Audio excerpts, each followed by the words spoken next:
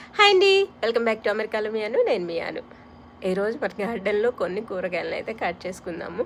ఇవైతే చిక్కుడుగాయలు. ఇవి first time cut చేస్తున్నాను ఈ ఇయర్కి. నాకు లాస్ట్ ఇయర్ వచ్చిన చిక్కుడుగాయలనే కొన్ని సీడ్స్ ఉంటే అవి అయితే పెట్టాను. కొన్నేమో ఫ్రెండ్స్కి అట్లా ఇచ్చాను. మరి వాళ్ళకి వస్తున్నాయా రాలేదా అనేది అయితే తెలియదు. కాకపోతే ఇవైతే త్వరగా వస్తాయన్నమాట, చిక్కుడుగాయలు రావడము. అది అయితే నేను కట్ చేయడం ఇలా గుత్తిలాగే కట్ చేశాను. ఈ గుత్తికి మళ్ళీ పక్కన సైడ్స్ ఏమీ రావన్నమాట. అందుకని ఇలా గుత్తిలో కాయలన్నీ పెరిగిన తర్వాత ఇలా గుత్తులుగానే కట్ చేసుకుంటాను.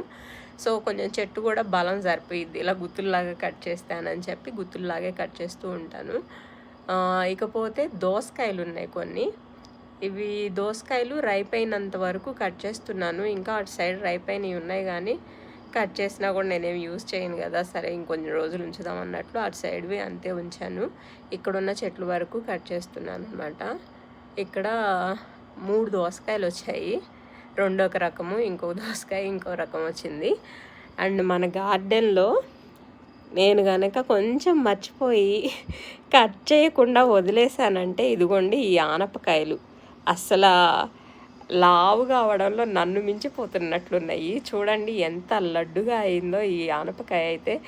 అండ్ ఇది వచ్చేసి సీడ్స్కి వదిలేద్దామని చెప్పి అనుకున్నాను. అయినా చూద్దాంలే ఎట్లుందో కాయ, కొంచెం లేతగా ఉందా ముదిరిపోయిందా ఒకసారి చెక్ చేసి చూస్తే తెలుస్తుంది కదా అని చెప్పి చూస్తే కొంచెం గట్టిగానే అయ్యింది. ఇంకొక 1 వీక్ అట్లా వదిలేసి తర్వాత కట్ చేస్తాను. అదైతే పార్ట్ లాగా చేద్దామని చెప్పి అయితే అనుకుంటున్నాను. చూడాలి దాని షేప్ని బట్టి చేస్తానో లేదో తెలియదు ఇంకా. సో ఇంకొక ఆనపకాయ ఇటు సైడ్ ఉంటే ఇదిగోండి ఈ ఆనపకాయనైతే ఇలా కట్ చేసుకున్నాను. చెప్పాను కదా ఆనపకాయలు తక్కువే వచ్చాయి, కాకపోతే ఇలా పెద్దగా అయ్యేదాకా వదిలేస్తే మాత్రం కొత్త ఆనపకాయలు పెరగట్లేదన్నమాట. అందుకని ఈ ఆనపకాయ ఇంకొక 1 వీక్ చూసి ఇది కట్ చేసేస్తాను, వచ్చే కాయలు పెరుగుతాయి. సో ఇదన్నమాట ఈరోజు మన గార్డెన్లో హార్వెస్ట్.